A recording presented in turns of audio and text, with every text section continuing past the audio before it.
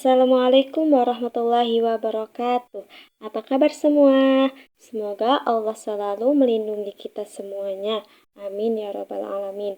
Sebelumnya, perkenalkan nama saya Bella Kurniasi dengan NIM 223124 kelas RA 11 Manajemen. Tugas ini untuk memenuhi tugas UAS Manajemen Sumber Daya Manusia. Video pembelajaran kali ini akan membahas membangun kerjasama tim. Jadi, di sini kita akan membahas tentang teori. Kali ini kita akan mengambil teori dari Tuchman, mengidentifikasi 5 tahap dalam perkembangan tim, yaitu ada forming, storming, norming, performing, dan adjourning. Ya, baik. Di sini saya akan sedikit memaparkan, yaitu yang pertama ada forming, yaitu anggota tim baru berkumpul dan mulai mengenal satu sama lain.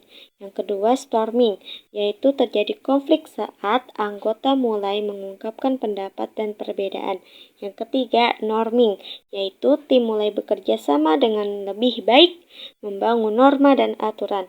Yang keempat performing, yaitu tim berfungsi dengan baik dan mampu mencapai tujuan secara efektif.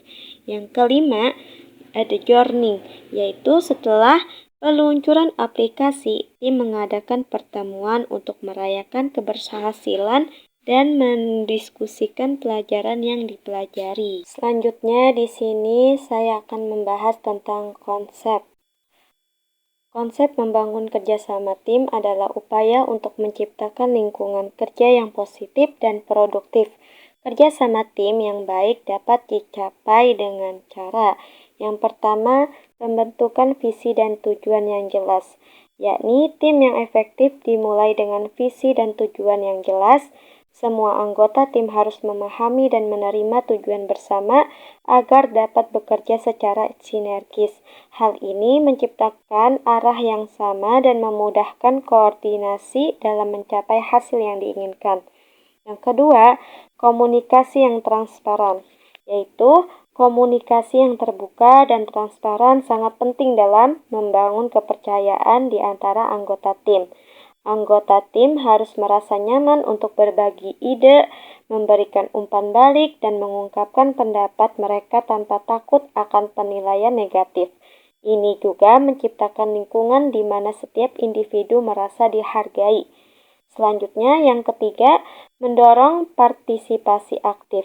Setiap anggota tim harus didorong untuk berpartisipasi aktif dalam diskusi dan pengambilan keputusan. Dengan melibatkan semua anggota, tim dapat memanfaatkan beragam perspektif dan keahlian yang pada gilirannya meningkatkan kreativitas dan inovasi.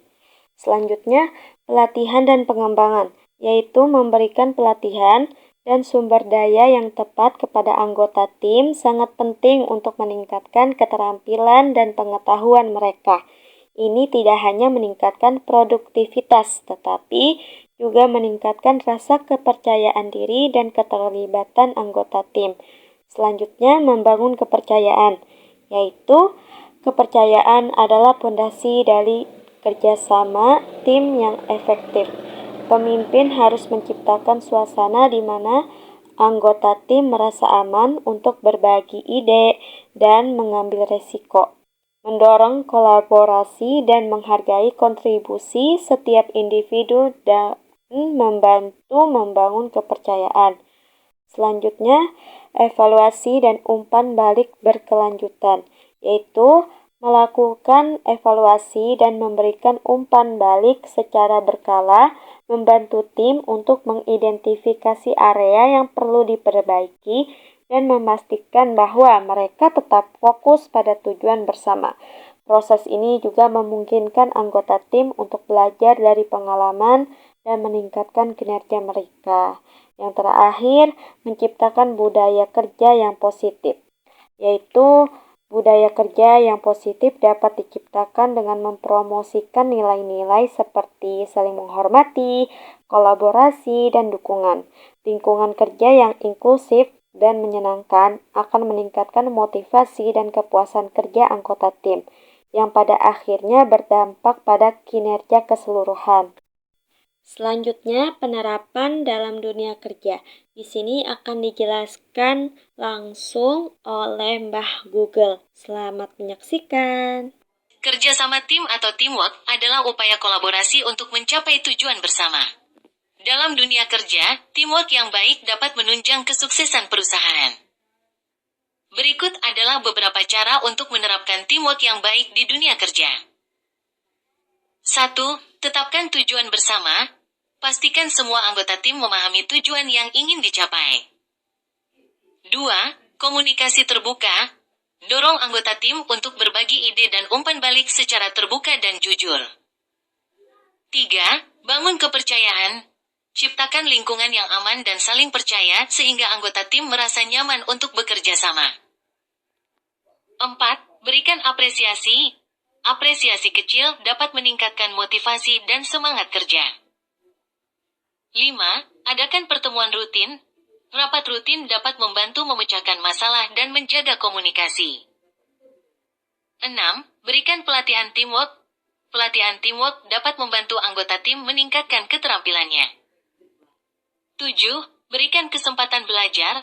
Berikan kesempatan kepada anggota tim untuk belajar mengerjakan proyek bersama-sama. 8. Berikan feedback konstruktif. Feedback yang membangun dapat membantu anggota tim untuk belajar dan berkembang. 9. Rayakan pencapaian bersama. Luangkan waktu untuk merayakan setiap pencapaian tim bersama.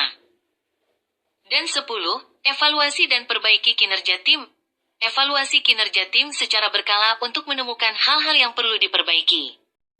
Selanjutnya studi kasus. Di sini kita mengambil kasus dari Google Inc. Google Inc. adalah sebuah perusahaan publik di Bursa Saham NASDAQ.